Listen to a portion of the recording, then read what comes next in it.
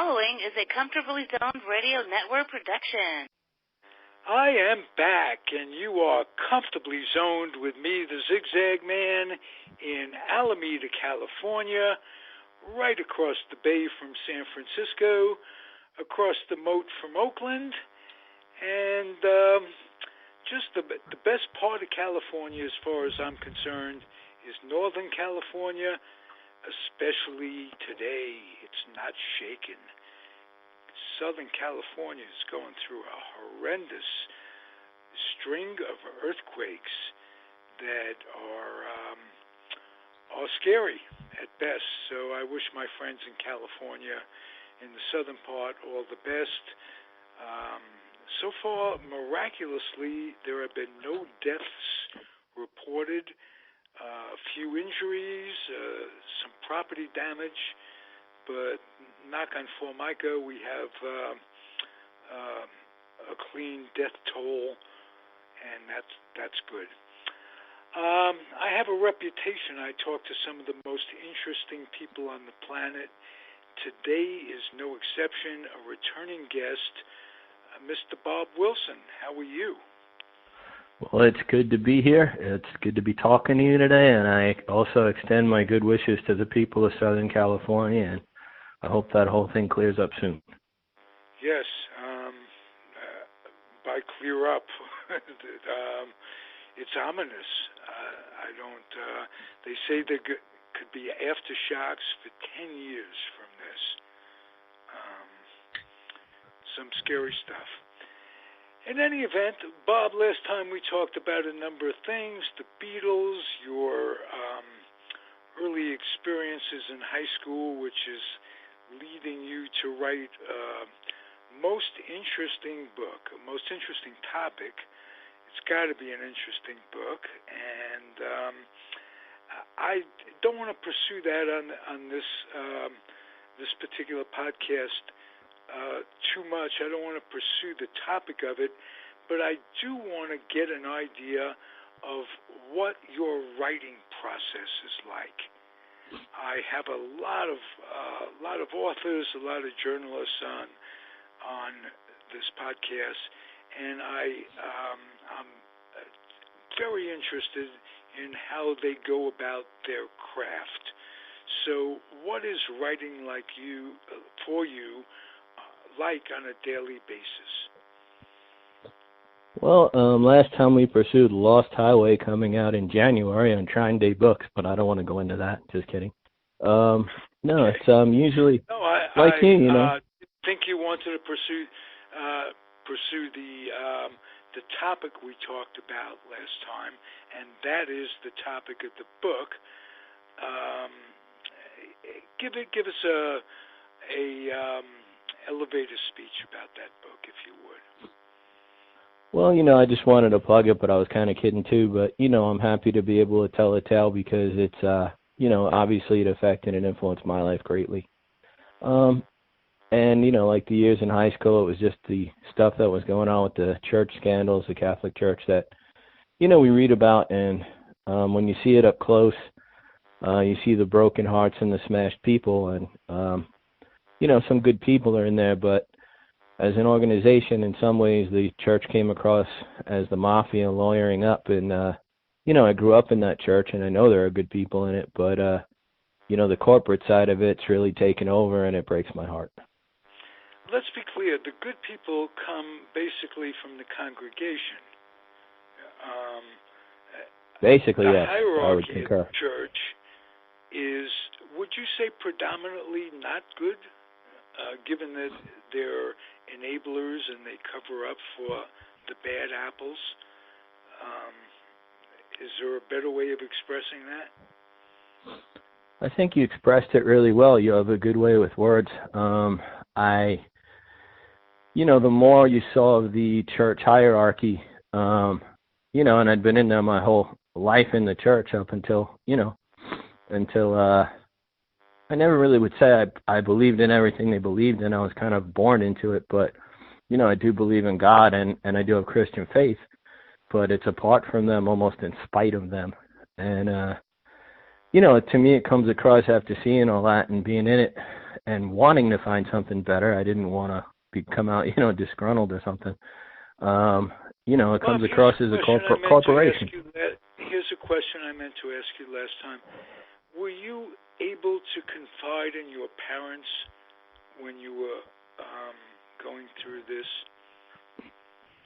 Well, it's not that I couldn't confide in my parents. My mom I told the story to later, and my dad, I could have gone to any time, say for protection or something. He was a police officer, but and I love my dad dearly. He was a great father. But when I handled that one, I was inexperienced, and I just figured there was no way that, the priest in question, Father Zatarga at Mullen High School, was going to touch me. And, physically I felt safe, but, emotionally and such, it didn't dawn on me, how dangerous this guy was. And I didn't know how many people he'd violated or attempt to violate. So I didn't think to go to my dad because I felt, like I could if I needed to, but it was kind of like, my dad was a cop and he was a great guy, sensitive heart, but he had a certain swagger about him. And I guess, I took that attitude of I handled that and I didn't see a need to really go into it. But, I did tell my mom years later and she was aghast. She was, horrified at what was going on there. Right. Okay. Just to give folks an idea of what you went through, did you ever talk to any of your friends that were pursued by this cretin? Well, it's strange. At the time, I told my, the closest friends you see every day.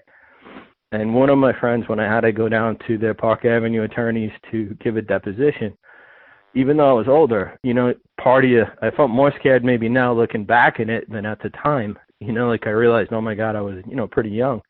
So I asked my friend Tommy to go with me.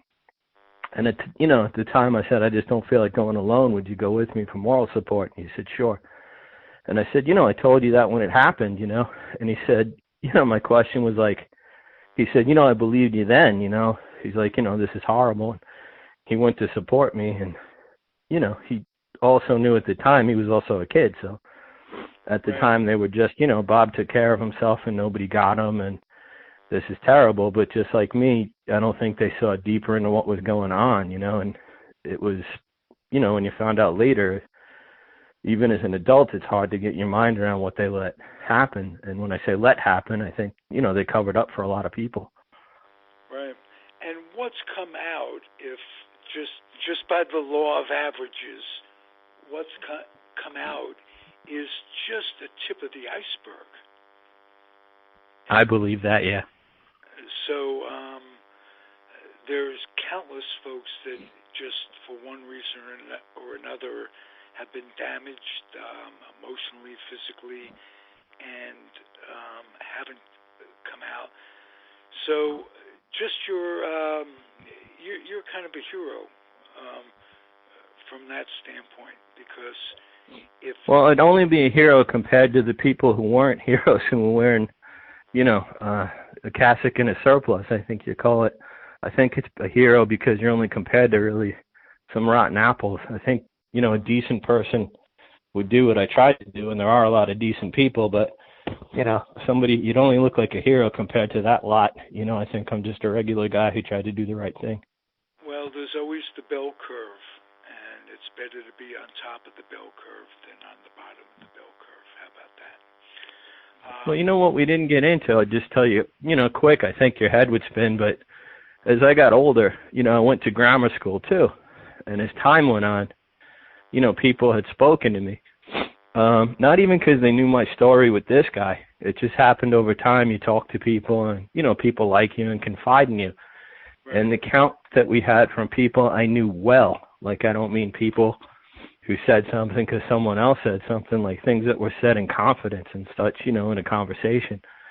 I counted 5 priests who were offenders who would have been in the parish at our grammar school in Richmond Hill in New York and Queens. And, one of them opened up to me that later in life, he contracted AIDS, and he was abused by a priest in our parish, and at the time no one knew this. And, he lives with that, so that wouldn't have come necessarily from, when he was a kid in the school, but that lifestyle, has that horrible disease associated with it, and he lives HIV positive. So, and there were 4 other priests that we counted from people I knew who had told stories, privately, not like they were looking for attention or something. So that was mind-blowing, just hearing, if I was there from, say, 6 years old in first grade up to the time, say, I started college, the parish associated with our grammar school, we counted basically 5 priests. Wow. And that no one thought to, in the hierarchy, they just moved them around. They didn't fire them. You talked about that last time. How the priest in question, in your case, I read the material you sent me. He had been moved around to 12 different parishes. Only 12? One for each apostle. Just kidding. Yeah, on the square, you're kidding.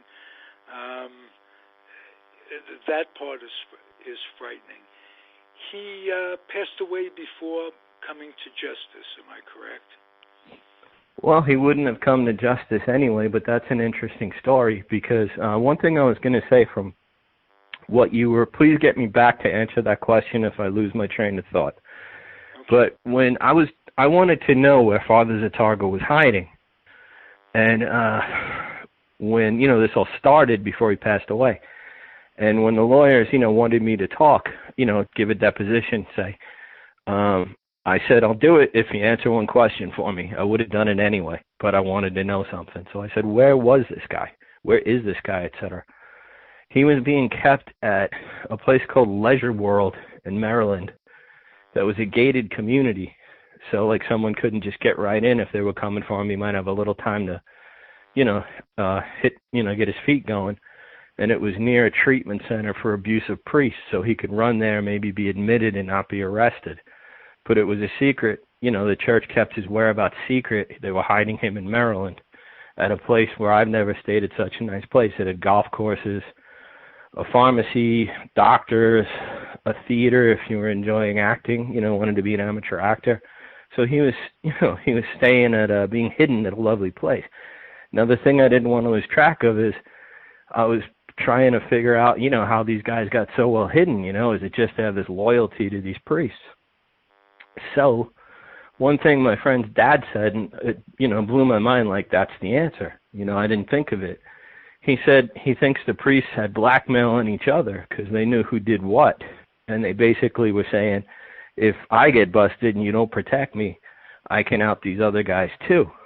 And if they have nothing to lose, they might well do that. So that might have been one of the things that kept some of them protected, like fear of them telling the whole story and how deeply it went. And, I would tend to think it's more institutional to begin with, because these priests, I'm sure, were covering up for other people in their lives, not just him. No, I agree. Like, it's pieces to a puzzle. Like, one of the pieces would be the church would take a hit, in publicity. Another would be they would get sued. A third one would also be, like, if this guy got caught, I would have no doubt in my mind he would know how to pick out other people doing what he was doing through the grapevine in his many years in the church. Right. Your dad could probably, were he still here, and he's not, am I correct? He passed away a few years ago, yeah. Okay. My condolences. But he could probably address the fact of how the church is given immunity if a priest hears a confession from a child molester. To this day, they're fighting for that right to not turn it over to the police, to report it. And that's going on. I read something on Facebook last week that there's something up with that. So that has to be very, very frustrating for law enforcement. Well, could you imagine, like, they say like my dad was a really good man, but he was very quiet. And And if I asked him questions about his job or such, he would answer me, but they're not like a bunch of chatterboxes unless they're with other policemen in general. And I guess they talk about, their job, sports, whatever, but they're comfortable with each other. And I guess it's because they see so much, so I'm sure that anybody investigating sex crimes or child sex crimes would have one of the hardest jobs on the planet within reason. And, that I'm sure they would do anything if they could put those people away and stop the pain. But, it's even with the church. Like if you hear that in confession, how can you be forgiven in their viewpoint of how forgiveness goes? If you're confessing this to me, then go take responsibility for it, or you're not really sorry. So how can they give absolution to someone when, one, I don't think that they as human beings have the right to do that, and you can go right to God. I don't think you need them. But if that's what they believe, how can you say to someone you're forgiven and you haven't taken account of what you have done? Not confessed, not turned yourself in. Right. Given relief to the victims. This is probably, I'm surmising, brings up bad things. You want to plug your book, want to talk about that, but it has to bring up some bad memories too. So let's go. Well, I would give up the book in a second if I didn't have those things happen. It's not that. I mention it because someone extended themselves and they're willing to put the book out for something that's ugly and, to tell that story. But, I mention it because they're doing me a courtesy of putting the book out, which I'm grateful for, and I've done some work with them in podcasts and interviewed other authors, like you do so well. But it's not like I just want the book to go because, that's not my motive. I mean, it's such a painful but I know some people say that. Some people might say to you, well, he's got a book to sell. Believe me, I would give that up in quicker than counting to one if I could take, from what happened to these people and make it not happen. Absolutely. So let's segue to your writing process real quick and then talk about two of your favorite passions, Robert Zimmerman and the Philadelphia, Kansas City, Oakland A's. Well, when you start with me, I really took a detour there, didn't I? It's this stuff like you. My podcast is a free-flowing thing. There's no outline. We're off the page. So we go from one thing to another. Give me a little bit of your writing process, if you will. Well, it's like when you talk about why you do your shows. Certain things are fun and certain things are burning passions, like what you saw as a soldier. Obviously had a big effect on you. And, when you saw the coffins coming back from Vietnam, the numbers were changed. It has a effect on you. And, you look for an outlet to express those things we see and experience in life. Even though I'm talkative now, you can't shout me up, right? But, I'm kind of an introvert. And if you don't ask me a question, I guess I take after my dad, I'd be more or less quiet. But writing is something that, to let that stuff out. I'm really complimented by the fact that you respond to my questions and that that I'm able to bring some of the stuff out in you. And that makes for a good interview. But, it ain't me, baby. It's you that's got the interesting stuff to tell. So it's a pleasure for me, and you're an additive to my podcast, or in this case, my second podcast with you. And I appreciate it. So, daily, and I'll set you up with the question. Do you write by appointment with yourself? Do you write when the spirit hits you? Do you just carry a notebook and write down thoughts when you think of them and transcribe them? What's it like for you as an author? I guess I just mentally put things away, and forget about them. And then at night, usually when everything's quiet and everyone's asleep, I'll sit down to write, and those things are really what I'm thinking about. You get through the day and do what you have to do. Go where you're going, do your grocery shopping. Then when everybody else is asleep, the things really that stuck with you, I start to think in the grand scheme of things, when all this baloney or BS of the day blows away in the wind, what's left standing? What really matters when we look back, say, I don't know, however we would do it in 5,000 years, we're not in this plane anymore or whatever, what's going to have mattered, and I think a lot of the time, all of us, we're looking at other things, but I guess those things you think about, what sticks with you, what's hurting people, what do people need? Why are they unhappy? Why are they depressed? Why are they poor? What could I do in my little sphere of the universe to make them, feel a little better? What is it that hurts me? The first person you think of, yourself, and then you think of other people. And those things stick with me. And then in whatever way I can, I try to express them. And it comes out mostly in the writing. There's just too much noise during the day. So I never really take notes. I never think I'm going to do this. I might do a little research if I need facts or numbers, but, then at night, to whatever ability I'm able to do it, I try to sit down and find a frame to put around that picture so I could express it in a way that maybe somebody else can relate to.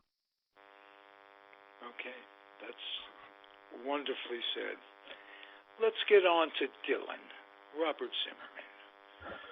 I'll ask you the question that I basically asked you about the Beatles. What are the things we don't know? I asked you whether or not Yoko Ono had a hand in breaking up the Beatles. Was that exaggerated? And you said no, it wasn't exaggerated. There was a pretty good possibility that she had a major part in it. What is it that we don't know about Bob Dylan that might surprise us, might not? Well, I think his words, he's got beyond a gift. He boils it down to the, lowest common denominator and takes the important concepts, and he's able to not only express them to us talking, he can put it in a song. And I don't think he understands where he gets that ability. He's obviously a brilliant guy. He's very intelligent, but there's a lot of intelligent people who can't do that. What he does, it just almost transcends right into the spiritual realm.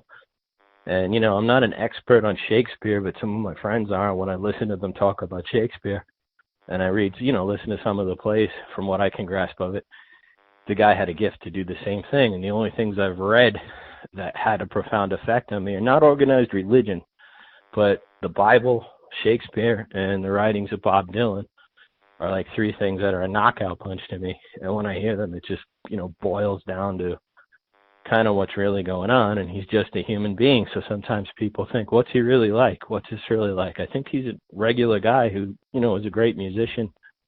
And he just had this ability to express these things in a way that, 99.999% of the people can't. And I don't think he, could create that on his own. It comes from somewhere else. And he's just, incredible at it. What sticks in my mind about Bob Dylan and all my years of enjoying his music, of listening to his documentaries, what have you, is the interaction that he had with Joan Baez, another genius, and to a lesser extent perhaps, but an incredible influence on his life. What were the misconceptions about that relationship? What type of an effect did she have on him? Well, I think she had become famous before he did, and she was looking for a platform, and I think he also fell in love with her, and she obviously adored him. She said things, similar to what, I was trying to express the best way I can, but she was saying he just has a charisma about him, and he's got a, way with words that, almost no one else does. And, she got him early on. She understood the potential he had. And, and he was trying to make his way up with someone he was also in love with. And, I think they came up, with pressures some of us can't imagine. He was singing at the Martin Luther King speech in Washington, with the lawn full of, I don't know if it was 100,000 people, but a ton of people. And before he gave I Have a Dream, they came out and sang. And, at some point later in tours, Dylan's life was threatened. At the time the Kennedys were, John Kennedy was gone, Martin was about to be shot, and later Bobby would be shot. There's like footage of Dylan being backstage in Dallas, and they're saying there's supposed to be someone with a rifle here. So, she was with him under that pressure, the pressure of stardom, the pressure of trying to be in the music business and come up with the next record people would listen to. And a lot of people are probably dependent on you who work for you for their salaries, and it's a lot of pressure. So I think in the 60s were going on with Vietnam and people looking at him for answers. And she was in there with him, and a guy as deep as Dylan on, that level of understanding of art and his words. He probably needs a lot of meditative time to, ponder that stuff. It probably comes naturally to him. He's probably a difficult person for most people to, it's probably more difficult for him to be around people and try to manage that. It's probably hard to find friends who will respect your distance, if I can read into it from my own point of view, and to be able to let him craft his craft and not want something from him. And I think he was taking the writing to another level. And, they took a walk down the block so far and he cared for her, but his muse is just so strong. It's just hard to picture him being with one person who could nurture that and still get back what they need. So I think she was one of the people he was closest to, which speaks well for her, and her artistic ability and her abilities as an artist. But he must be a difficult cat to have dinner with every night. Right. Did they reconcile or become friendly or have any sort of... He said beautiful things about her. He spoke about her on a documentary a couple of years ago, and he basically came out with a mea culpa saying he was sorry they broke up, and he was, paraphrasing it, but, probably difficult to be around, and that, he said people do strange things when they're in love. So I think, and he said he could listen to her sing all day. So, he thinks the, world of her. Yeah, boy, that covers it. People do strange things when they're in love, no question. Okay, Bob, let's get to another one of your passions, and that is A's baseball. How did that get started? Oh, brother. When I was a kid, I was kind of sickly. I'd get migraines and such, and they came pretty frequently. And I was 7 years old in 1972. It was like the first time I sat down and watched the entire World Series. And, I'm fine now, but my mom was worried about me then and, trying to make me feel better and be happy. And I'd watch baseball and, she wanted me to be happy, so she made believe she was interested in, baseball and stuff. So she sat with me and watched the games, Good mom. And Gene Tennis. Yeah, she was a great mom. And, God bless her, but she'd sit with me and watch the games, let me talk about them, and I got so excited when Gene Tennis hit the 4 home runs, like each one I was dancing around. And Joe Rudy, my favorite player, and Sal Bando and Reggie Jackson, and to me it was just, it was my version of the 27 Yankees, I guess, to some people. And she'd watch the games with me, so they definitely lured me in 72. And they even won while Reggie was hurt, so it was an incredible team to beat the Reds. So after that, I was hooked. Right. Now, we come from different generations in a way. When I was in California rooting for the Mets, it was very difficult in the 60s and 70s. They didn't have internet. There was no instantaneous way of getting scores. You were the opposite, living back there and rooting for a team on the West Coast. What was that like as a fan? Well, I was a kid, so I was excited about baseball in general, too. So I'd, go to the Met games, go to the Yankee games, watch them, take joy in either team's victory, steal some enjoyment from any team that was winning as a kid. And then when the World Series came around, lo and behold, Oakland was in it like 3 times in a row, 72, 73, and 74. So I'd make do during the season and watch the Mets and Yankees and, Tom Seaver and, Reggie Jackson when he came back later and to New York. and guys like that. That And 73 team for the Mets and for the A's, of course, as well, was the most memorable for me because I was living out here. I got to see the A's in the World Series. I got to see the Mets in the World Series in '73, the sixth game, which they lost, and I knew they would lose the next day, but that's another story. What was it about?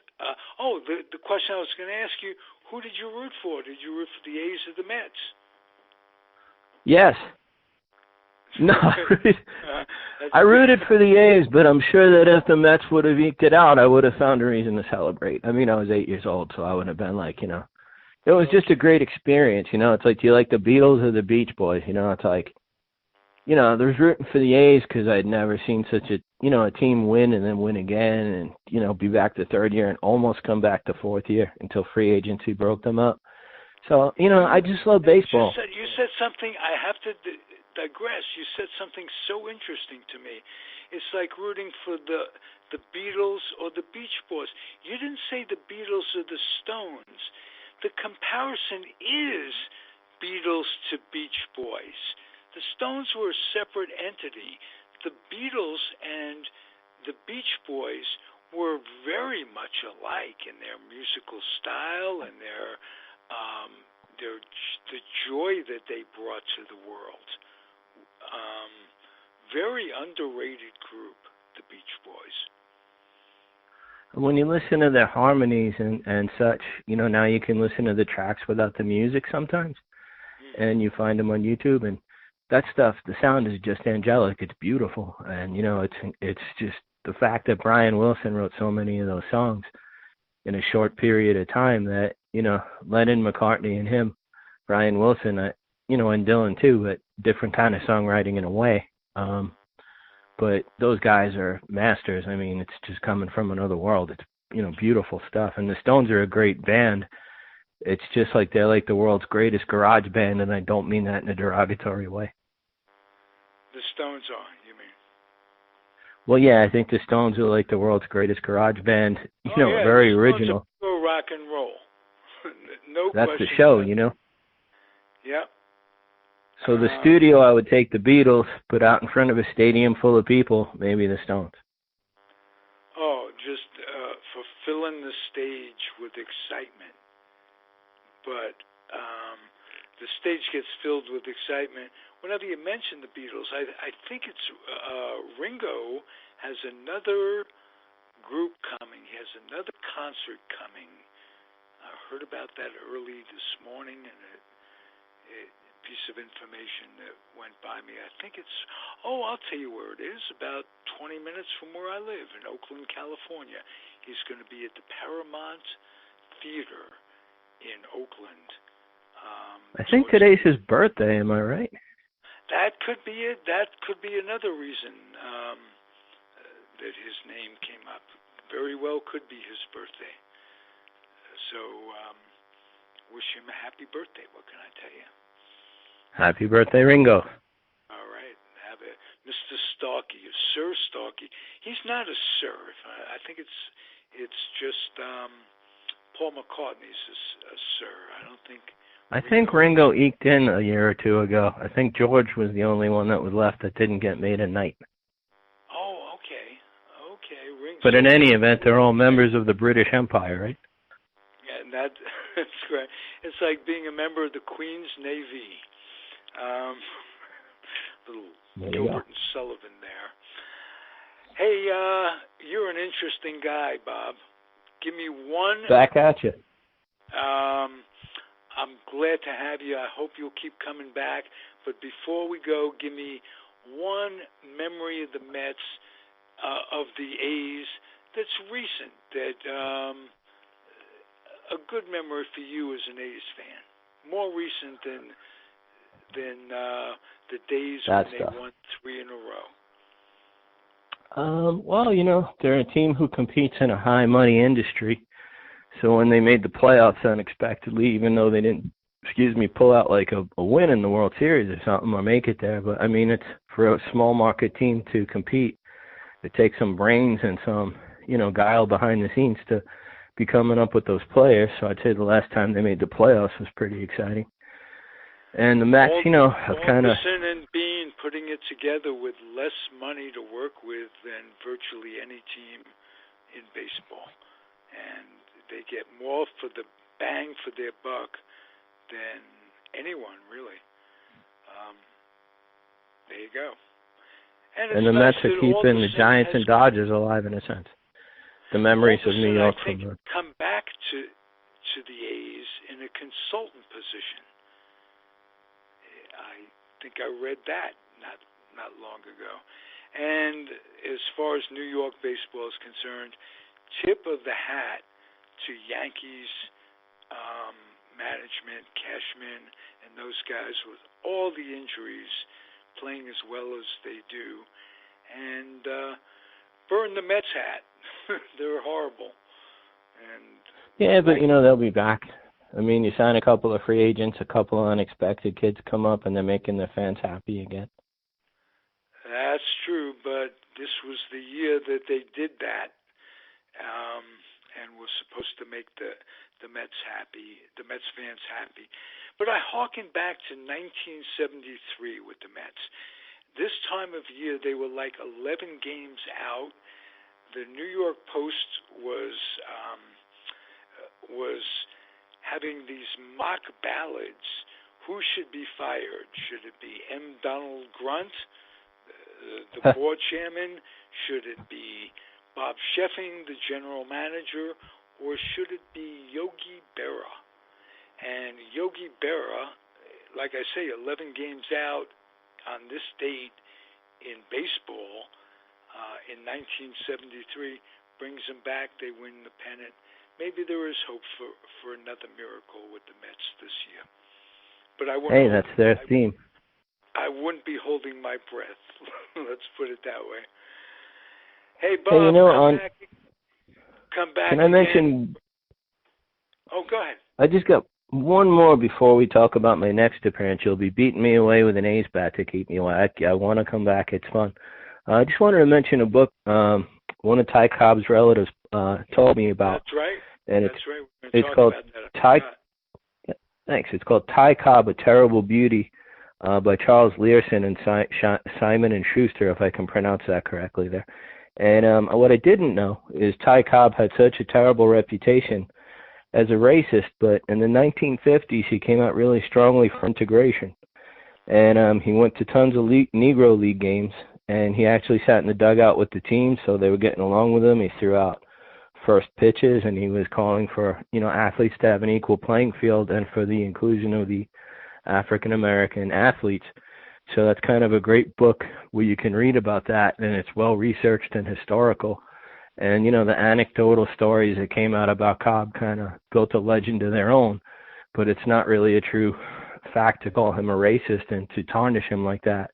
So that book really, I guess, means a lot to the Cobb family, and, is really interesting for any people who love baseball. And you have a Facebook group that a relative of Ty Cobb is in, and you want to talk about her? Sure. Well, she's the one who turned me on to the book, and she came onto our page, and I said, would you like to be known or would you like to lay low and nobody knows who you are? And she said with the last name Cobb, it's kind of hard to hide, And the pictures that she puts up are, obviously archive photos the family had, so some of them are like really special. But if people go on to Fans of the Swinging Oakland A's on Facebook, you could see some of the stuff Nancy Cobb puts up, and she's got like wonderful pictures, and she's a really friendly, nice person, and you can learn more about Ty Cobb. And I would have never probably stumbled across what she was telling me about in this book, and how Cobb was calling for integration, and he didn't just say it from a distance. He was going to the games, and he was sitting in the dugout with the players. They had him throwing out first pitches. So I think it would be unfair to, the branding he's been getting is kind of exaggerated and a lot of truth not in it. Beautiful to clear up the misconceptions. I love doing that, Bob. Maybe and Cindy Cobb posts on there, and today she put something up too. Maybe you can bring her on as a guest sometime. Well, I think Cindy Cobb would probably love to do your show, and, the family would be listening in too. She's kind of their spokeswoman, and I think she'd love to do your show. Wow. But I'll ask her and let her answer that, but I'm sure she would. All right, Bob. Thank you, sir. Another great appearance on Comfortably Zoned, and I will end the show the way I used to do it all the time, properly. I'll implore people to keep their dreams wet, their humor dry, their kids out of military recruiting stations, and off the laps of clerics that wear dresses. Good advice? Amen. Sound as a rock. All right. Nice talking to you again, Bob Wilson. It's the Comfortably Zoned Radio Network. I'm Ralph Tycho, the weak link of it all. Adios, everybody.